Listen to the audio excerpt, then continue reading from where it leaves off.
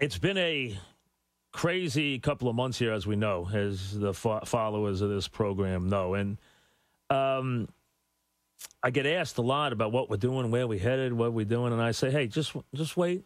Just wait, you know. I've said from the beginning that it is my plan to, add a couple of faces to the program. We're still sorting it out. It takes a lot of time. You don't you're dealing with people that are employed for the most part. You're not dealing with people who are sitting around doing nothing, because if you weren't exactly be the guys you were, or the people from the talent pool you were picking, unless you're talking about Sal, who's just sitting there in front of me, begging. But, Sal's got part of it. He's on the show anyway. He doesn't have to worry. He's got a microphone. But as I said, it has been a crazy, crazy couple of months here as this whole thing has unfolded here. And now that Dog has begun his show, and we wish him luck, I think back that it was a month ago that we did that show where he came on. It was August 15th, where all this started, or all ended, and then started. And then we're kind of starting over again from there. And I've sat here and watched as this thing has unfolded. And I have not often talked about it, any part of it. I haven't shared any of it with the audience. Haven't talked much about it at all. As a matter of fact, believe it or not, while Dog has been on this whirlwind promotional tour, as everyone has seen, and he's done 1,000 interviews, some of them even against this program, with old friends and foes alike, which is fine. I mean, that's fine. Not one person, and this has kind of amazed us, not one person has asked my opinion or has asked to do an interview with me about any part of what happened. Not one. No one has asked me a question. No one in the media. I have to be fair. Sandomir from the Times has asked me two questions. One was, did I listen to Dog's show yesterday, which I had to inform him that I have a show against it, which made it pretty hard to hear whether or not I heard his show yesterday. And Best of Newsday has asked a couple of questions, where asked me a few questions as things unfolded.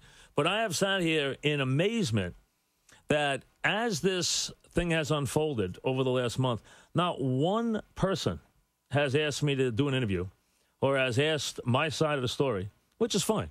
I mean, but I have to sit here that I have to say that I've talked about it with the people here a lot and with some friends of mine, that it did amaze me that in all the media, not one person wanted to ask me about what I thought about it or my side of the story. Not one.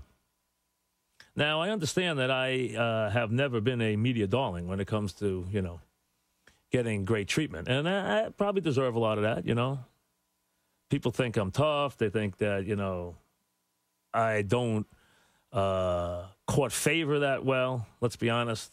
I don't have a lot of, guys in the media who are critics who I'm buddy-buddy with, as Dog, let's say, is with Raceman.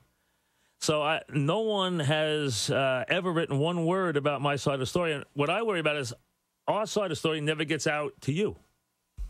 At all. I mean, our side from it never has gotten out to anybody. And I don't care that the media writes. They can say anything they want.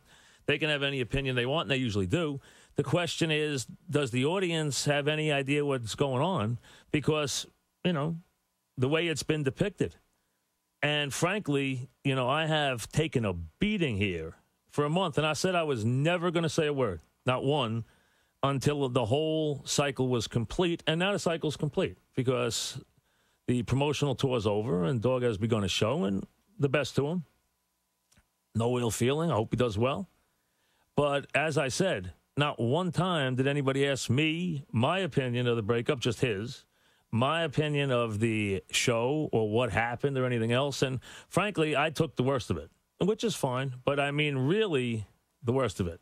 When the thing started in the summertime, it was depicted that I was leaving and that I was the guy who was an ingrate and the guy who was bailing out on FAN after all these years when things weren't going well and going to do TV. And then that didn't turn out to be the case. I mean, no one had asked me if I was leaving. But then it didn't turn out to be the case. And then the story was that I ran him out. So it went from me being the guy who was an ingrate because I was leaving to me being the bad guy because I ran him out. neither of which was the truth.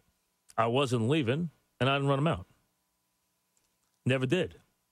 Dog chose to leave, and which was fine. I mean, that was he wanted to go, and again, he has every right to do that. But the way the story was depicted was ridiculous. I sat here and watched, and not only during interviews that went on and commentary and things I read that I was in these jealous rages about how much money Dog made, which was never the truth. I read what my salary was and what Dog's new salary was and how irate I was when no one knew what my salary was or had any idea. And you learn a lesson, folks. I hope you don't get your information from the newspapers, because the stuff that has been written during this time about me has been so wrong. It has never been even remotely accurate. Not even in the ballpark accurate. I mean, stuff about me being jealous and being irate about things like that is just totally ridiculous. I didn't do anything except be supportive. And I am not worried about anything financially. I mean, I'm not here to talk about my salary. I don't want to do that. I've never done that in 20 years. But I will say that it's not anything anybody has to worry about.